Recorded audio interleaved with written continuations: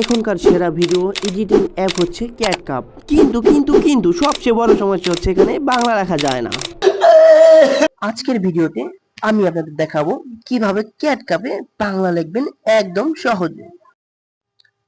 তো প্রথমে চলে যান নিউ প্রজেক্টে, যে এখন আমাদের ভিডিওটা অ্যাড করে নেবো, যে ভিডিওটা আমরা করবো, এই যে অ্যাডে ক্লিক করে দেবো। ওকে, এই ভিডিওটা আমরা অ্যাড করে নেবো, যে টেক্সট অ্যাড করবো কিংবা এডিট করবো, সেটাকে অ্যাড করে নেওয়ার পরে যেখানে আমাদেরকে ক্লিক করতে হবে যে অ্যাড টেক্সটে ক্লিক করার পরে এখন আমি লেখা লিখবো, সিম্পল লিখে নেবো আমাদের আমাদের সোনার বাংলাদেশ, এটাই লিখে নেবো জাস্ট। এই যে আমি লিখছি আমাদের আমাদের সোনার বাংলাদেশ। বাস, এই তো এখন আমি একটু করে নেবো, অ্যাডজাস্ট করে নেবো। এখন কিন্তু আমাদের উপরে যা হচ্ছে এটা দেখার আমাদের কোনো দরকার নাই, শুধু আমরা লিখবো। এখানে এখানে লেখাটা ঠিক থাকলেই হবে। এই যেখানে আমরা স্টাইলিশে ক্লিক করবো, কালারটা অ্যাড করে নেবো, কালারটা চেঞ্জ করে নেবো। ওকে, কালারটা চেঞ্জ করে নিয়েছি। এখন কিন্তু আমাদের এই যে ফর্ম লেখা হয়ে গেছে, এখন আমরা ক্রস থেকে বেরিয়ে যাব।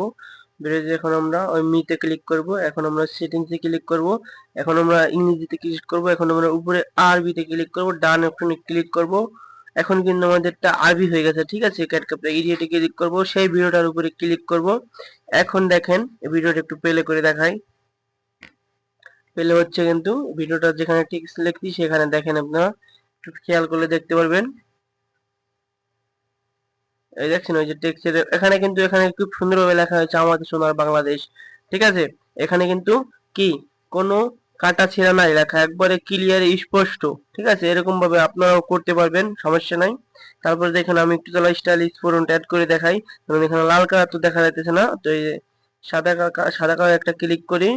এই দেখেন কি খুব সুন্দরভাবে হয়ে গেছে, দেখছেন। তো এভাবে আপনারাও পারবেন।